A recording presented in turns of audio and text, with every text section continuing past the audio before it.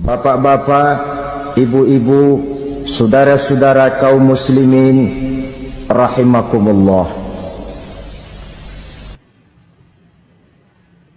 Murai di dahan dan koko ayam di kandang, dunia ini penuh dengan berbagai macam kesibukan.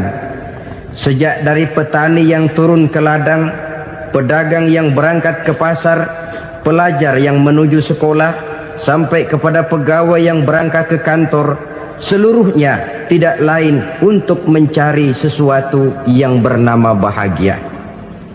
Setiap orang menginginkan kebahagiaan, dan tidak seorang pun menginginkan kesengsaraan dalam kehidupan ini. Namun nyatanya tidak setiap orang yang ingin bahagia mengetahui jalan yang harus ditempuhnya untuk sampai kepada kebahagiaan itu. Maka pada kesempatan pertemuan kali ini, saya ingin menyampaikan sebuah hadis dari junjungan kita baginda Nabi besar Muhammad sallallahu alaihi wasallam yang termuat dalam kitab Mukhtarul Ahadits An-Nabawiyah, di mana beliau bersabda, arba'un min sa'adatil mar'i.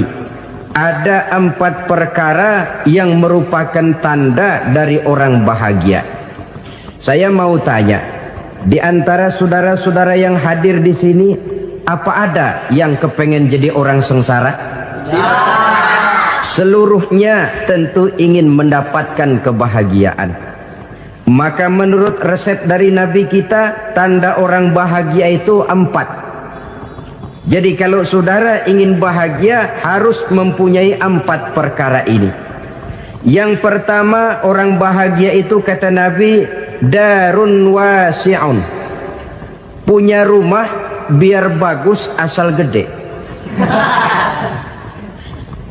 Enak ngaturnya, daripada sudah punya rumah kecil adanya di pinggir kali, gubuk, kalau hujan bocor miring lagi, kiamat. Loh, kalau gitu Islam materialis dong. Hadis ini boleh diartikan dengan makna hakiki, arti yang sebenarnya, boleh diartikan dengan makna majazi, arti kiasan. Kalau dia diartikan dengan arti kias, maka yang dimaksud darun wasi'un ay qalbun wasi'un. Rumah yang luas tidak lain daripada hati yang lapang. Karena di situ kunci kebahagiaan yang sebenarnya. Walaupun kita cuma tinggal di petak berukuran 2 kali 3 meter, kalau hati kita luas-luas rasanya rumah itu. Tapi biar rumah kita halamannya saja puluhan ribu hektar, ada kolam renangnya, kamar tidurnya tidak lagi terhitung. Kalau hati yang menempati rumah itu sempit, maka akan terasa sempit jugalah rumah itu. Tempat bergantungnya tidak lain adalah hati. Marilah kita mencoba melihat berbagai pandangan orang tentang bahagia ini. Ada orang menyangka bahwa bahagia itu kalau dia mendapatkan harta yang sebanyak-banyaknya. Siapa yang banyak harta, dialah raja. Apa yang dia mau, seluruhnya bisa dibeli. Keamanannya, dia bisa menyewa petugas. Seluruh fasilitas untuk menyenangkan kehidupannya bisa dibeli. Pendeknya, hartalah segala-galanya dalam kehidupan. Sampai ada pepatah mengatakan, innad darahima fil amakini kulliha taksur rijala mahabatan wa jalala. Sesungguhnya harta, dinar, dirham, uang di mana-mana selalu bikin hebat orang yang memilikinya. Coba lihat, orang yang punya duit sama yang enggak punya duit, jangan gaya hidupnya, gaya jalannya aja lain. Wahia lisanun liman arada fasahatan, wahia silahun liman arada qitala. Uang adalah senjata yang paling ampuh bagi orang yang mau pergi perang, dan lidah yang paling fasih bagi orang yang mau bicara. Kalau bicara dengan lidah macet, cobalah bicara dengan harta, lancar. Sampai ada pepatah demikian, segalanya bisa diatur dengan harta. Maka di kalangan orang yang berpandangan semacam itu, seluruh kegiatan hidupnya hanya terfokus kepada bagaimana mengumpulkan harta yang sebanyak-banyaknya. Tidak peduli halal haram, tidak kenal sore pagi siang dan malam, tidak sempat sujud, jauh dari agama, jauh dari kehidupan yang bersifat ruhaniyah, jauh dari Allah dan sebagainya. Sampai dalam Al-Quran dikelompokkan dalam kelompok yang dinamakan lumazah. Allazi jama'a malahu wa 'addadah yahsabu anna malahu akhladah. Mereka mengumpulkan harta sebanyak-banyaknya dan menyangka bahwa harta yang banyak itu dapat mengekalkan hidupnya, mengekalkan kekayaannya, mengekalkan kebahagiaannya. Saudara hadirin yang berbahagia, kalau pandangan hidup ini benar, artinya kalau harta memang merupakan satu-satunya hal yang dapat membuat orang bahagia, tentu di rumah mewah tidak akan pernah ada tangis derita. Tentu di satu tempat di mana fasilitas hidup serba menunjang tidak ada yang namanya penderitaan.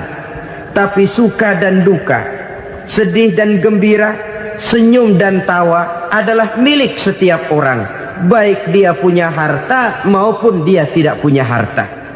Nyatalah bahwa harta semata-mata bukan merupakan jaminan bahwa orang akan bahagia, walaupun tanpa harta orang sulit untuk bahagia. Saya mau cerita, ada orang super kaya, namanya Aristotle Onassis, raja tanker Yunani. Dia punya kapal tanker saja konon sampai 11 banyaknya. Punya perusahaan penerbangan yang disebut Olympic Airlines. Punya hotel di berbagai kota besar di dunia ini, sejak dari New York, London, Paris, Rome dan sebagainya. Bahkan punya pulau yang dia namakan Pulau Scorpio. Ini kan namanya sudah kaya nggak tanggung-tanggung, punya pulau. Nah, dia punya 2 orang anak, yang satu laki-laki namanya Alexander, yang satu perempuan namanya Maria Onassis. Seluruh harapannya tertumpah kepada anak lakinya Alexander ini, yang akan meneruskan usahanya, meneruskan kekayaannya, meneruskan dinastinya. Apa yang terjadi? Ternyata anak yang dia harapkan yang bernama Alexander ini mati muda dalam kecelakaan pada waktu dia olahraga. Apa olahraganya? Namanya olahraga anak orang kaya, golongan jet set. Olahraganya olahraga pesawat terbang. Jatuh, ya nggak kapungut, habis mati. Tinggal satu anak perempuannya, Maria Onassis. Tapi anak perempuan ini juga malah urakan. Terakhir dia pacaran, bahkan kemudian kawin sama orang Rusia. Rupanya Aristotle Onassis ini broken. Kekayaannya yang berlimpah ruah, perusahaannya yang begitu banyak, siapa yang akan meneruskan? Siapa yang akan menggantikan? Sampai kemudian dia mengurung diri di Pulau Scorpio dan mati di sana secara mengenaskan. Seorang multi jutawan, seorang yang super kaya, mati menyendiri di pulau sepi. Ibarat kata pepatah, anak ayam mati di lumbung. Bukan kekurangan makanan, keurugan makanan. Begitu kehidupan Aristotle Onassis. Dan banyak orang-orang yang sudah demikian kaya sampai dibingungkan oleh kekayaannya sendiri. Telusurilah kehidupan David Rockefeller misalnya, Henry Ford misalnya, Adnan Khashoggi misalnya. Multi jutawan yang kadang-kadang dibuat keder oleh kekayaannya sendiri. Pantas ketika Imam Ali ditawarkan orang, "Ya Ali, kalau kepadamu disuruh pilih ilmu atau harta, kau pilih mana?" Ya jelas pilih ilmu dong. Kenapa? Pertama, ilmu kalau kita berikan kepada orang lain tambah. Tapi harta kalau kita berikan kepada orang lain kurang. Saudara punya uang 10.000, dibagi orang 5.000, jelas uang saudara berkurang. Tapi saudara punya ilmu diberikan kepada orang lain bisa, saudara pun makin mantap. Tidak lantas jadi bodoh karena ngajarin orang. Saudara bisa Fatihah lalu mengajarkan orang Fatihah. Orang bisa, saudara pun makin hafal. Tidak lantas setelah diajarin orang ilmunya hilang. Begitu datang dia minta orang, tolong ajarin saya Fatihah, udah habis, nggak ada.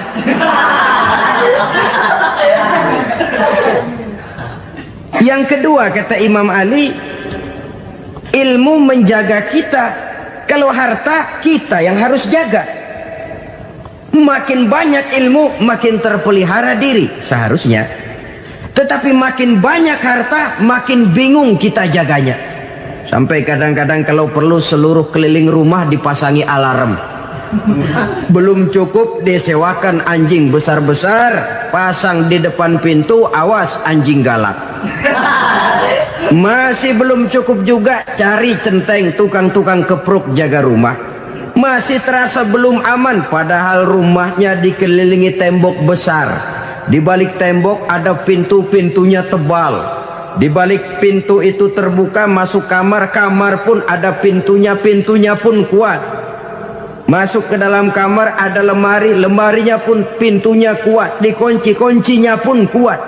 Tapi terhadap seluruhnya yang timbul cuma sekedar was-was saja.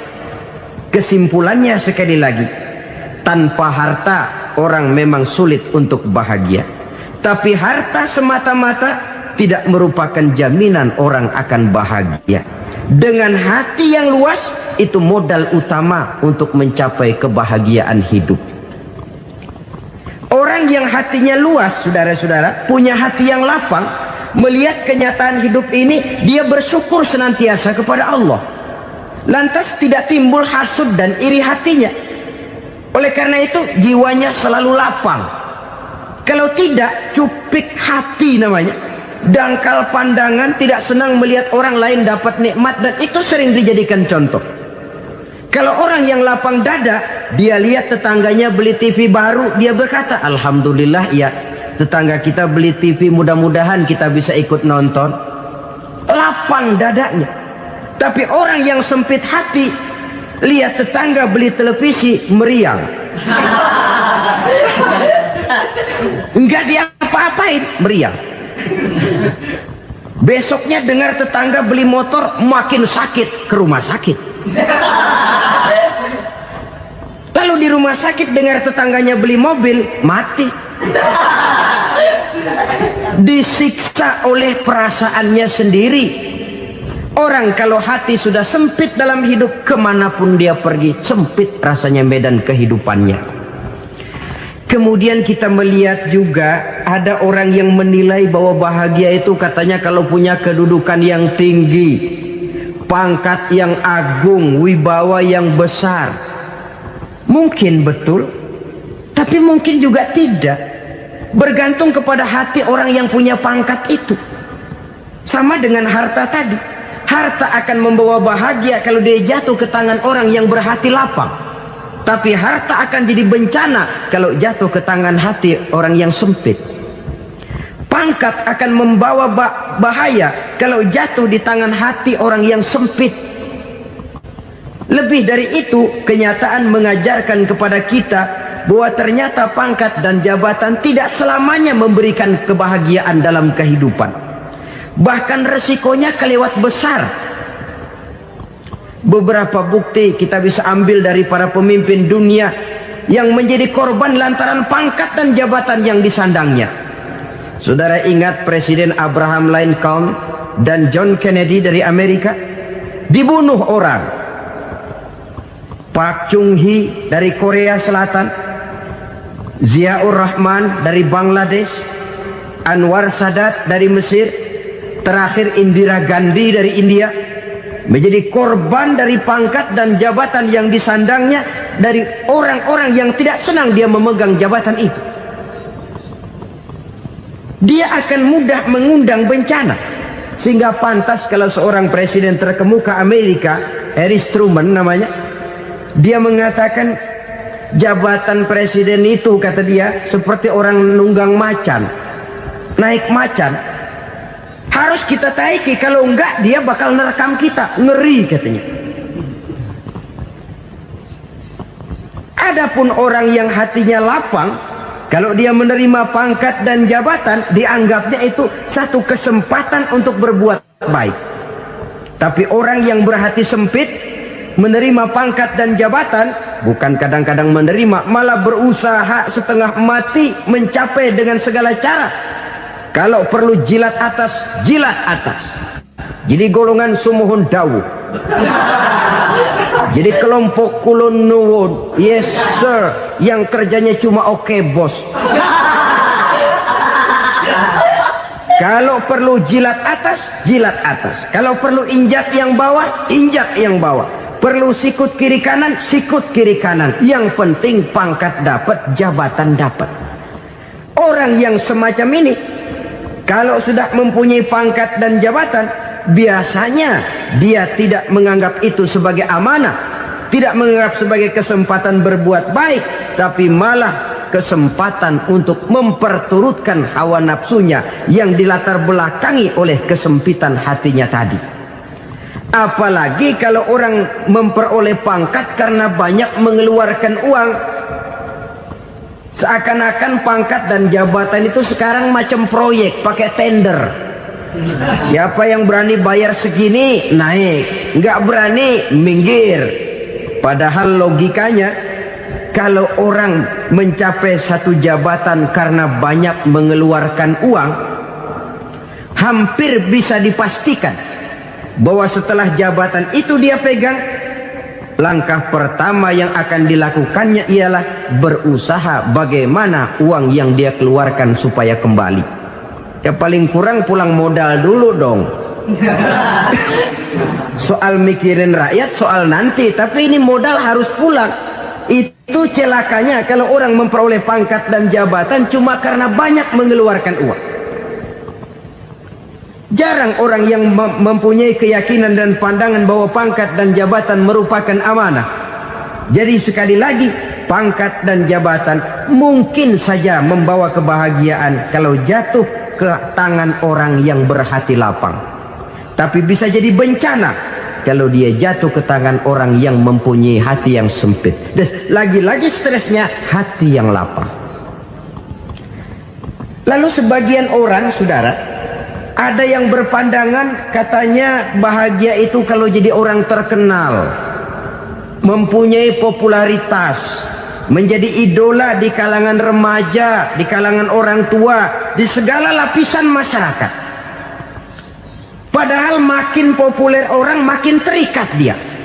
Ya kalau macam kita ini kan nggak punya nama, nggak populer, tengah malam buta mau nongkrong di warung Tegal aman. Tapi pangkat, jabatan, kedudukan, popularitas menyebabkan kita diikat dengan berbagai macam peraturan. Cuma mandi sama ke WC saja yang nggak dikawal.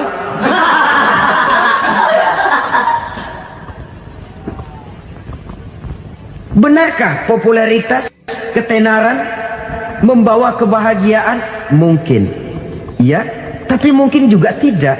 Kenapa? Banyak orang-orang populer yang mengakhiri hidupnya secara tragis. Kita ambil beberapa nama.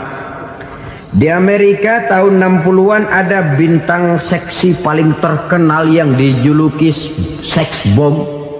Bom seksi. Sampai sekarang jadi legenda, namanya Marilyn Monroe.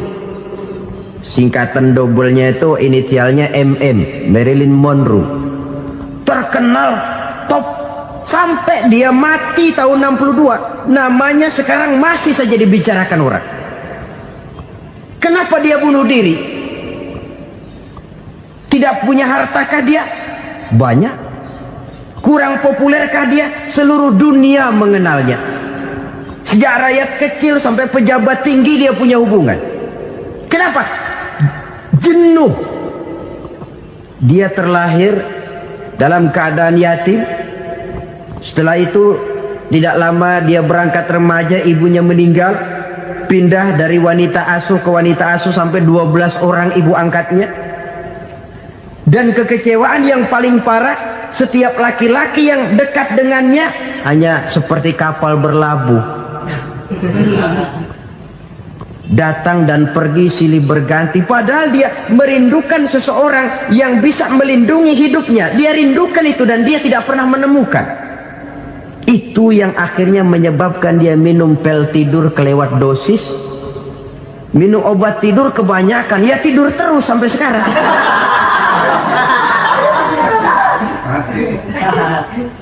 Dia mengakui, saya telah memiliki ketenaran, tapi saya tidak pernah hidup dalam ketenaran itu.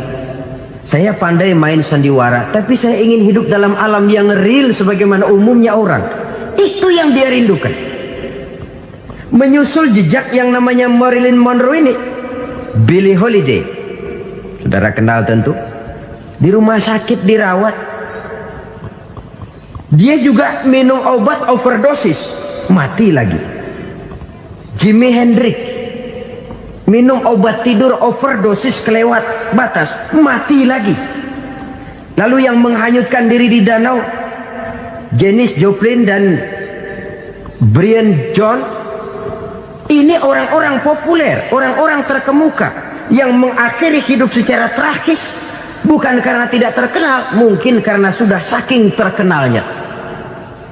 Contoh paling belakangan, Bruce Lee. Wah, ini tukang-tukang keprok tentu kenal siapa dia. Sampai sekarang pun tabir kematiannya masih merupakan misteri. Dan yang masih hidup juga menunjukkan gejala yang aneh. Michael Jackson, rumahnya di Beverly Hills itu dijaga sedemikian rupa, dan dia selalu curiga kepada setiap makanan harus steril, bersih dari segala macam kimia. Kemana dia pergi, itu tukang-tukang keprok sudah selalu menjaga dan mengawal, dan dia seakan takut menunjukkan mukanya yang asli. Hingga kalau tampil ke tengah di luar show, dia kadang memakai pakaian yang tidak menunjukkan dia yang sebenarnya, takut dikenali orang. Ternyata popularitas sering jadi momok yang meracuni kehidupan manusia. Oleh karena itu, benarlah junjungan kita pada saat beliau mengajarkan orang akan bahagia kalau dia mempunyai hati yang lapang. Nah, sekarang masalahnya untuk mendapatkan hati yang lapang, caranya bagaimana? Kita kembali kepada konsep Quran. Allah mengajarkan, ala inna bi dzikrillahi tatmainnul qulub. Ketahuilah bahwa dengan banyak mengingat Allah, hati akan tenang, jiwa akan lapang. Dengan kata lain, dekat dengan agama, merasakan kehadiran Allah dekat dalam hidup. Itu muara pertama untuk mencapai hati yang lapang. Ala inna bi dzikrillahi tatmainnul qulub. Jangan macam orang sekarang ingin mendapatkan ketenangan lalu tapak di puncak gunung, di gua-gua, di tempat sepi. Iyalah kalau nggak ada ular. Kalau tergigit ular berbisa, ketenangan belum, mati jelas itu. Islam positif untuk mendapatkan ketenangan. Ala inna bi dzikrillahi tatmainnul qulubi. Bahwa ketahuilah bahwa dengan banyak mengingat Allah, hati akan tenang, jiwa akan lapang, nuansa pikiran akan luas. Karena yang namanya bahagia ada dimanapun manusia berada. Di kampung ada bahagia, di kota ada bahagia, di ngarai, di lembah, di gunung, di hutan, di lautan, di angkasa luar. Dimanapun bahagia itu ada kalau kita bermodalkan hati yang lapang ini. Dan hati akan lapang kalau kita dekat dengan agama. Dekat dengan harta buat sementara hati mungkin tenang, tapi ketenangan yang relatif dan temporer. Apalagi orang tiap kali tambah harta, tiap kali tambah rencana. Itu wajar. Mungkin sebelumnya saudara berpikir, kalau punya duit 5.000 enak nih. Begitu punya duit 5.000, aduh sayang kalau 10.000 aja. Tiap kali tambah harta, tiap kali lain rencana. Makin banyak rencana, makin menjauhkan kita dari yang namanya ketenangan. Padahal ketenangan merupakan unsur utama untuk mencapai bahagia. Dan ketenangan itu bermuara dalam hati manusia. Tengoklah kehidupan ini. Orang yang banyak harta dengan orang miskin, berbedakah rasa sakit yang mereka tanggungkan? Rasanya tidak. Walaupun si kaya tidur di kasur empuk berselimutkan sutra mahal, sementara si miskin meringkuk di balai bambu yang keras dan kasar. Apabila maut datang, dia juga tidak pernah pilih bulu. Maut datang menjemput si kaya di singgasana keemasannya, dikelilingi oleh para pengasuh, dayang dan idang serta para pengawal. Dan maut pun datang menjemput si miskin papa, sehingga ia tergelepar di tepian jalan. Kedua-duanya bernama mati. Kalau nyata bahwa sakit yang ditanggung si kaya tidak beda dengan sakit yang ditanggung si miskin, bukan harta semata yang membuat orang bahagia. Hati yang tenang, jiwa yang lapang penuh kedamaian, karena banyak berzikir dan mengingat Allah, itu merupakan modal utama untuk mencapai sesuatu yang bernama bahagia.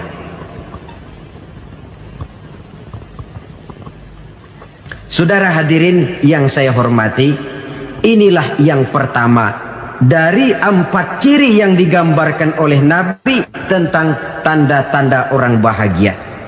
Dan harus berangkat dari yang pertama ini, hati yang lapang. Ini yang harus kita miliki lebih dahulu, baru nanti akan menyusul kepada poin yang ketiga, kedua dan selanjutnya. Sebab kalau hati sudah terisi dengan jiwa yang lapang, seluruh persoalan insya Allah akan bisa kita atasi dengan sebagaimana mestinya. Yang kedua sekarang, tanda orang bahagia menurut baginda Nabi, markabun syariah. Orang bahagia itu, kata beliau, punya kendaraan biar cepat asal lancar. Artinya kemana dia mau pergi mudah. Apa maksud hadis ini? Kalau kita kaji lebih dalam, kendaraan itu kan alat transportasi. Transportasi tidak lain adalah usaha memudahkan komunikasi. Pindah dari situ kepada teori bahwa manusia adalah zon political, makhluk bermasyarakat yang tidak bisa memenuhi kebutuhan hidupnya secara sendirian. Kita memerlukan keberadaan orang lain dalam kehidupan ini. Untuk memakai baju saja kita sudah perlukan petani yang tanam kapas, pabrik yang memintal kapas jadi benang, pabrik yang menenun benang jadi kain, sampai kepada mesin jahit, sampai kepada tukang jahit. Itu cuma untuk memakai pakaian saja. Tidak seorang pun di antara kita yang sanggup memenuhi kebutuhan hidupnya secara sendiri. Kita perlu orang lain.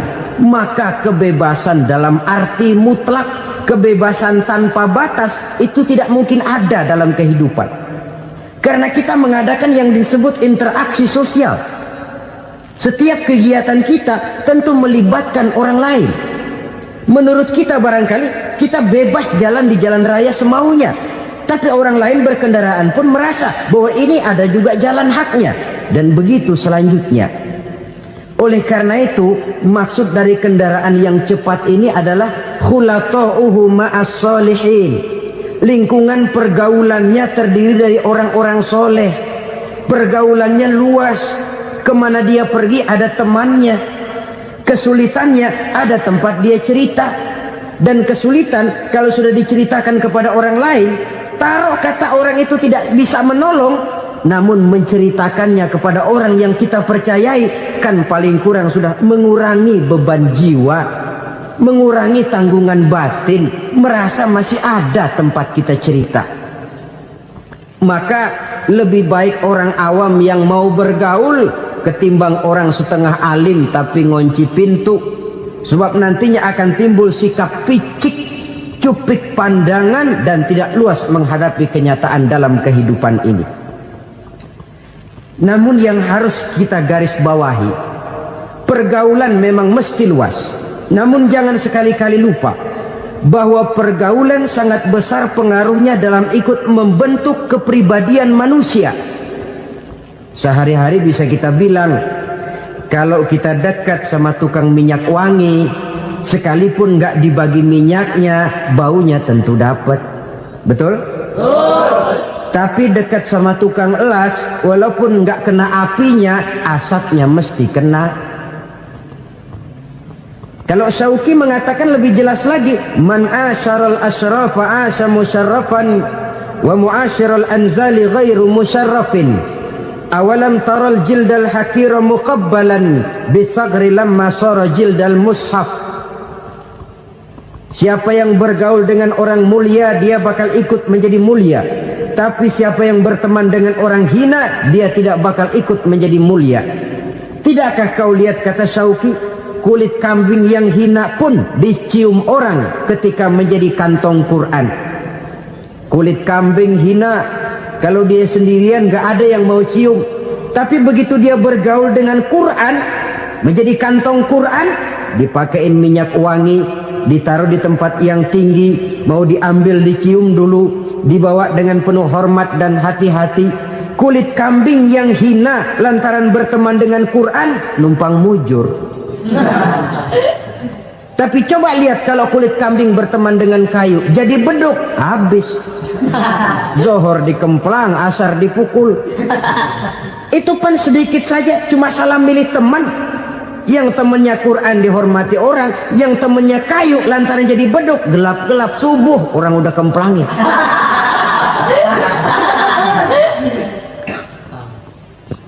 Maka terutama kepada adik-adik remaja yang masih mencari identitas diri, yang ibarat kaset masih kaset kosong, mudah diisi oleh apapun, pandai-pandailah memilih teman dalam bergaul.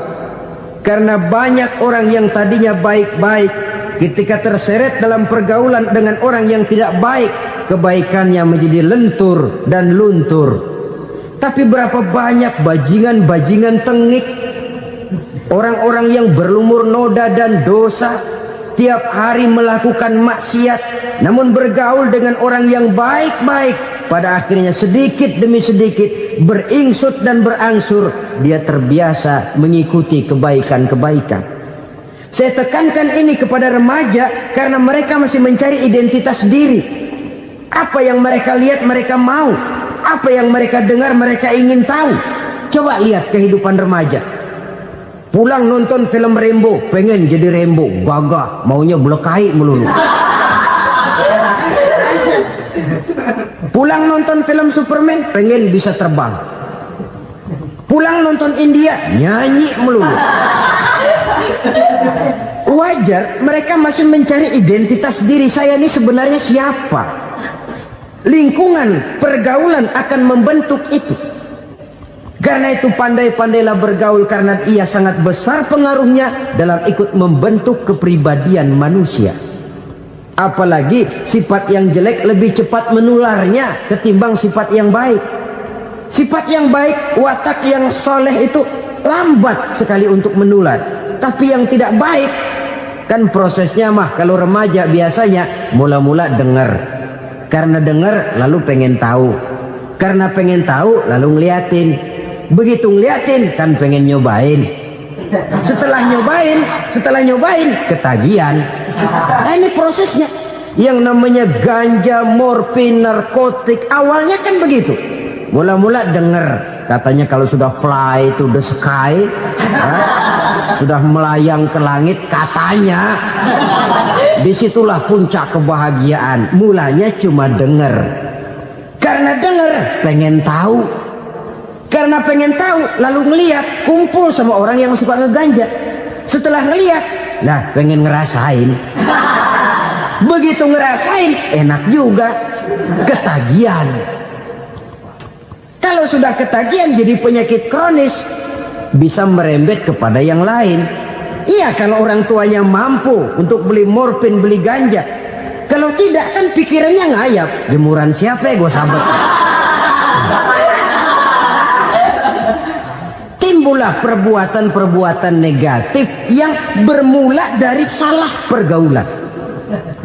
Apalagi buat adik-adik remaja yang tinggal di kota-kota besar, yang pengaruh budaya, pengaruh kesenian, pengaruh struktur kehidupan yang nampak makin individualistis, di mana persaingan tajam, tensi ekonomi tinggi, orang mudah mengalami stres. Pandai-pandailah dalam bergaul, sekali lagi, karena ia sangat besar pengaruhnya dalam ikut membentuk kepribadian manusia. Orang bahagia punya kendaraan yang cepat, artinya punya pergaulan yang luas, dan lingkungan pergaulannya terdiri dari orang-orang yang soleh. Kemana dia pergi ada teman, kesulitannya ada tempat dia cerita. Tapi kalau sudah menyendiri, hidup sendiri, kesulitan dipikiri sendiri, bisa mati belum waktunya. Tidak ada tempat berbagi rasa, tidak ada tempat bercerita, tidak ada tempat mengurangi beban dalam kehidupan. Pantas betul kalau Islam sangat menggalakkan dan menganjurkan orang kalau sudah sampai waktunya itu untuk melangsungkan nikah. Kata Nabi, ya ma'syaras syabab man istata'a minkumul ba'at falyatazawwaj. Hai para pemuda, kalau sudah mampu memberi nafkah, kawinlah, nikahlah kamu. Kenapa? Sudah ada teman hidup, tempat berbagi rasa.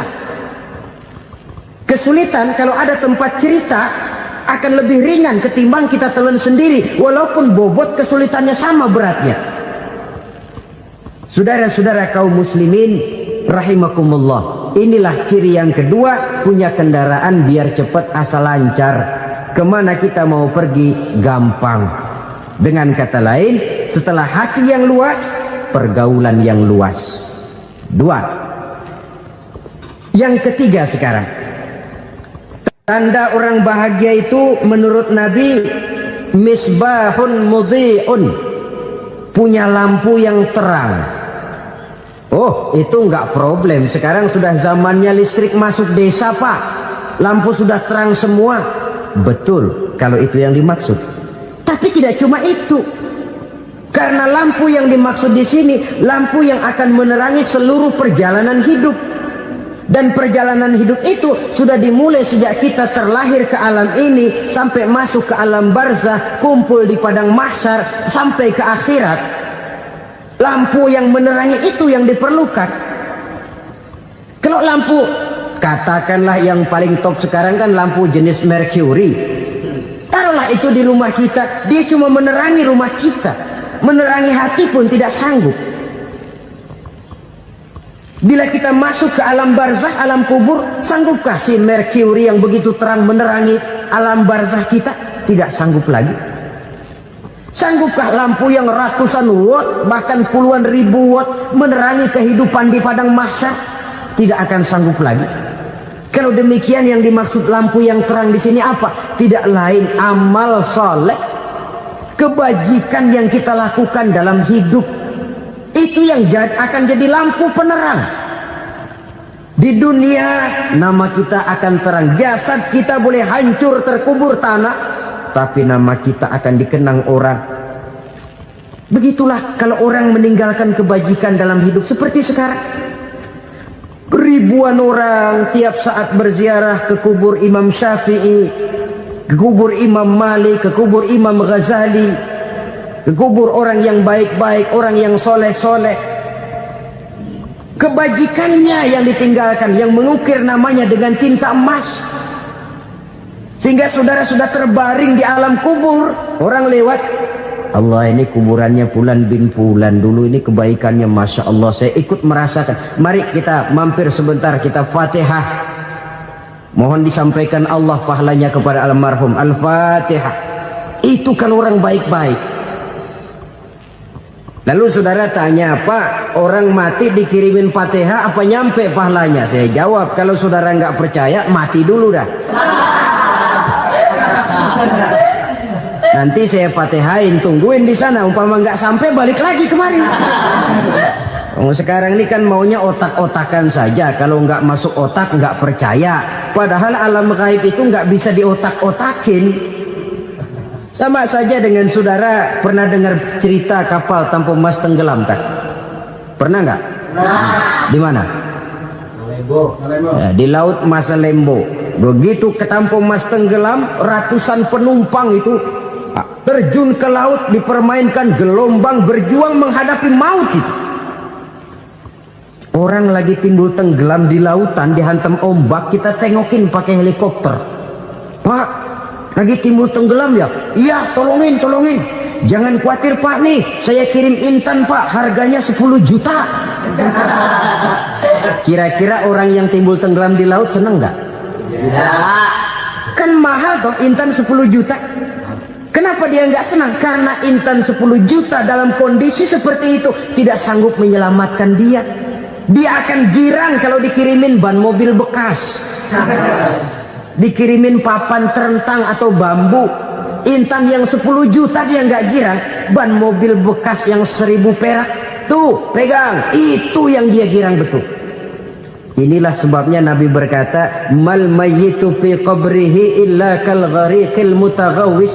Orang yang meninggal di alam kuburnya seperti orang timbul tenggelam di lautan. Yantaziru da'watan min ahli, menunggu doa dari keluarganya yang masih hidup. Duh, bapak saya sudah meninggal, saya sayang benar sama dia. Kirimin kulkas ke kuburannya Itu sama saja dengan tadi orang tenggelam di lautan dikirimi intan yang harganya 10 juta, ndak sampai. Begitulah kalau kebajikan yang kita tinggalkan dalam hidup, sudah mati pun kubur kita masih diziarahi orang. Tapi kalau jahat yang kita tinggalkan, boro-boro lah orang mau doa lewat dekat kuburan kita juga serem. Tuh bajingan no, dulu mati dipendem di situ tuh. Jangan lewat situ, ntar kesurupan, jangan. Lewat saja orang ngeri. Konon lagi membacakan Fatihah dan mengirimkan doa. Hidup pada hakikatnya adalah kesempatan untuk berbuat baik. Maka sekali kesempatan itu diberikan, manfaatkan dengan sebaiknya. Sebab kesempatan kedua tidak akan pernah ada. Kesempatan berbuat baik di sini, di akhirat sudah pembalasan namanya. Sekali kesempatan itu dicabut, dia tidak akan pernah dikembalikan lagi. Kata Iqbal, hidup tidak mundur ke belakang, Bung. Berhenti diinjak orang, mundur hancur. Tidak ada kata mundur dalam hidup ini. Berhenti diinjak orang, mundur kecebur. Tidak ada kata lain, harus maju dalam kehidupan dalam artian yang positif. Hidup adalah kesempatan untuk mengumpulkan kebajikan yang sebanyak-banyaknya. Di situ nilai daripada manusia. Sekarang ini memang nggak kelihatan kok, orang yang banyak pahala sama yang banyak dosa nggak kelihatan kok. Barangkali kalau habis bikin dosa palanya pada benjol, mungkin orang takut sama dosa. Tapi sekarang sama saja, orang yang banyak dosa dengan yang nggak banyak dosa jalan bareng dari belakang, sama, nggak kelihatan beda. Tapi ada waktunya di mana pahala memegang peranan, di mana dosa diperlihatkan. Sama saja kalau kita bawa mobil siang, lampu kan nggak begitu berfungsi. Apa lalu bilang, alah ini lampu berat-beratin, copot-copotin aja dah. Tidak perlu begitu. Kenapa? Pada suatu saat malam senja akan datang. Bila matahari terbenam, senja pun datang, gelap mulai merayap, disitulah baru terasa perlunya lampu. Pahala begitu. Sekarang orang yang nggak ada pahalanya nggak kelihatan dalam kehidupan.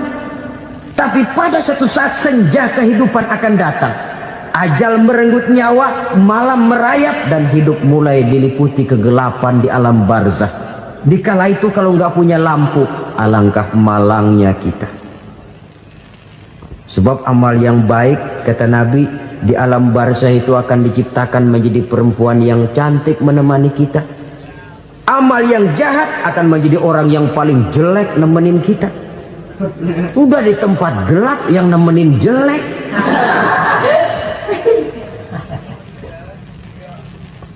Kaum muslimin rahimakumullah. Kalau demikian masalahnya, tergantunglah kita pandai memanfaatkan waktu. Al-waktu kasayf. Waktu itu cepat sekali. Yang namanya waktu itu tahu-tahu. Tahu-tahu. Udah tahun 87. Tahu-tahu. Udah begitu. Tahu-tahu. Yang kemarin anak-anak, sekarang udah pada punya anak. Tahu-tahu saja itu. Begitu cepat waktu berlalu. Kalau tidaklah pandai kita memanfaatkannya, akan rugi kita. Nabi bersabda, "Man kana yaumuhu khairun min amsihi fahuwa rabih." Barang siapa yang hari ini lebih baik daripada hari kemarin, itu orang untung. Hari ini lebih baik daripada kemarin. Bulan ini lebih baik dari bulan kemarin. Tahun ini lebih baik dari tahun kemarin. Itu orang yang beruntung. Tahun kemarin sembayangnya maghrib doang, sekarang udah tambah isya. Tahun kemarin cuman Idul Fitri aja ngancem bener, sekarang udah tambah Jumat, lalu tambah lagi maghrib, tambah lagi isya, dan selanjutnya. Hari ini lebih baik daripada kemarin, itu orang yang beruntung. Wa man kana yaumuhu mislu amsihi fahuwa khasir. Lalu barang siapa yang hari ini sama saja dengan hari kemarin, itu orang rugi. Hari ini sama dengan kemarin, rugi itu. Bulan ini begitu, bulan kemarin begitu, tahun ini begitu, tahun lalu juga begitu. Rugi itu orang. Rugi apa? Rugi umur. Umur tambah, amalan gak pernah tambah. Dan saya pikir lebih merupakan azab ketimbang nikmat kalau orang dikasih panjang umur cuma untuk numpuk dosa. Mending mana? Panjang umur banyak dosa sama pendek umur dikit dosa? Mending mana? Mending mana? Ya, paling mending tentu panjang umur banyak pahala. Tapi kalau tidak, sekali lagi, lebih merupakan azab ketimbang nikmat kalau orang diberikan panjang umur tapi cuma untuk sekedar menumpuk dosa. Kehilangan kesadaran bahwa dunia bukan terminal akhir dari satu perjalanan. Dia cuma halte di mana kita berhenti sebentar untuk menuju kepada terminal yang hakiki. Saudara-saudara kaum muslimin rahimakumullah, inilah lampu yang akan menerangi kehidupan. Amal yang kita lakukan di dalam kehidupan. Jadi yang dimaksud dengan lampu yang terang, kebajikan yang kita kerjakan dalam hidup. Nah, setiap orang di awal tadi saya bilang ingin bahagia. Bahagia itu kan hakikatnya kumpulan senang dan selamat. Senang, selamat. Apa bedanya? Senang tapi tidak selamat, nggak bahagia. Selamat tapi nggak senang, nggak bahagia orang. Contoh, kalau orang korupsi, duitnya banyak, senang dia, tapi keselamatannya. Ada tentara baris di samping rumahnya udah bingung, padahal tentara latihan. Tentara cuma latihan, dia bingung. Senang, tapi karena keselamatannya tidak terjamin, dia tidak bahagia.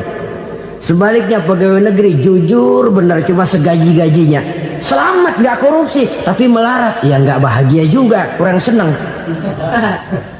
Kesenangan dan keselamatan untuk dunia saja, ya sekali lagi, kalau cuma sekedar untuk dunia saja bisa dibeli pakai uang, bisa dibeli pakai uang. Saudara ingin selamat bisa dibeli pakai uang, saudara ingin senang bisa dibeli dengan uang. Tapi setelah mati masuk ke alam barzah, habis kekuasaan uang. Nggak bisa lagi beli keselamatan pakai uang, tidak mungkin lagi membeli kesenangan dengan uang. Di situ pahala yang megang peranan. Makin banyak pahala, makin banyak saham untuk membeli kesenangan dan keselamatan, untuk memperoleh yang namanya bahagia. Dan jangan lupa loh, di alam barzah kita nggak sebentar, menunggu datangnya kiamat. Loh iya, kalau kita begitu dikuburin terus kiamat datang, untung. Tapi kalau masih harus 1000, 2000, puluhan ribu tahun yang akan datang, dalam satu penantian yang begitu lama, tanpa saham untuk memperoleh kebahagiaan, satu kemalangan yang tidak ada pernah putus-putusnya. Janganlah tergelincir oleh kebahagiaan sebentar yang menipu dengan mengorbankan kebahagiaan hakiki yang berjangka panjang. Apa artinya senyum sejenak kalau harus ditebus dengan tangis seumur hidup? Biarlah kita minum jamu, pahit memang, getir memang, tapi kan besok badan sehat.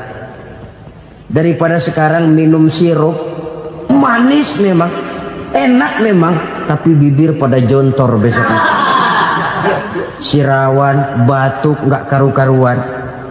Banyak orang tertipu oleh kesenangan yang sebentar, padahal laisa kullu ma yalma'u zahaban. Belum tentu semua yang berkilat itu emas, belum tentu semua yang gemerlap itu intan. Karena itu marilah manfaatkan kesempatan yang diberikan Allah ini untuk mengumpulkan kebajikan yang sebanyak-banyaknya. Yang terakhir sekarang, yang keempat, tanda orang bahagia kata Nabi. Zaujatun salihah. Orang bahagia itu tanda yang keempat kata Nabi, punya istri biar cakep asal taat. Sudah surga itu sudah. Cakep taat. Istri kayak gitu, kalau belum mati jangan dikuburin dulu. Sudah cakep taat lagi, tapi kadang-kadang enggak, udah jelek ngadat melulu. Apa yang mau dipilih? Sebab itu Quran mengatakan istri pakaian untuk suami, suami pakaian untuk istri.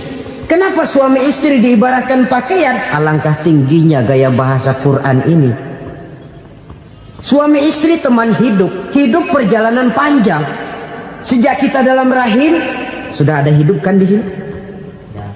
Sampai ke alam dunia, masuk ke alam barzah, kumpul di padang mahsyar, sampai menuju akhirat, itu perjalanan hidup. Carilah istri atau suami teman hidup yang membawa manfaat tidak hanya kehidupan di dunia ini, sampai di alam barzah, sampai di padang mahsyar. Suaminya mungkin meninggal lebih dulu, atau istrinya mungkin meninggal lebih dulu, tapi suami atau istri yang masih hidup berbuat kebajikan.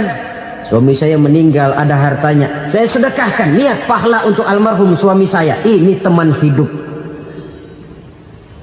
tidak dibatasi dan tidak bisa dipisahkan oleh maut sekalipun. Zohirnya mungkin pisah, badannya mungkin pisah, tapi hatinya, jiwanya, kebersamaannya dalam menghadapi kehidupan. Karena itu saudara-saudara, bahasa Quran indah. Suami istri diibaratkan seperti pakaian. Apa fungsi pakaian? Pertama, pakaian jadi kebanggaan. Artinya suami harus menjadi kebanggaan istri, istri harus jadi kebanggaan suami. Yang kedua, pakaian itu kan fungsinya menutup aurat. Artinya sesama suami istri harus saling menjaga kekurangan masing-masing. Jangan malah sesama suami istri saling membongkar rahasia dan aibnya sendiri-sendiri. Istrinya diceritain jeleknya di mana-mana, atau suaminya dibongkar rahasianya di pasar umum. Itu sudah tidak lagi berfungsi sebagai pakaian. Kenapa semua ini diperlukan? Karena kita menyadari bangsa yang baik terdiri dari masyarakat yang baik. Masyarakat yang baik merupakan susunan dari warga yang baik. Warga yang baik adalah terdiri dari rumah tangga yang baik. Dan rumah tangga yang baik merupakan susunan dari pribadi yang baik. Dari situ langkah dimulai. Membangun satu bangsa yang baik diawali dengan membangun rumah tangga yang baik, dengan menciptakan pribadi-pribadi yang baik. Sehingga dari sini diharapkan berkembanglah nilai-nilai kebaikan. Orang akan bahagia mempunyai istri yang soleh. Kenapa? Tidak ada seorang suami bisa sukses jadi apapun dia, apapun profesinya. Dokterkah, kiaikah, mubalikah, petanikah, pengusahakah, pejabat tinggikah. Tidak ada seorang suami yang bisa sukses tanpa peran serta istrinya. Walaupun memang peranan itu tidak begitu kelihatan, tapi sangat menentukan. Karena itu, saudara hadirin yang saya hormati, Islam sangat menghargai kaum wanita, memberikan kedudukan yang tinggi sepanjang tidak mematikan kodrat kewanitaannya. Nah, kalau sudah kesuksesan ini diawali dari rumah tangga, karier di masyarakat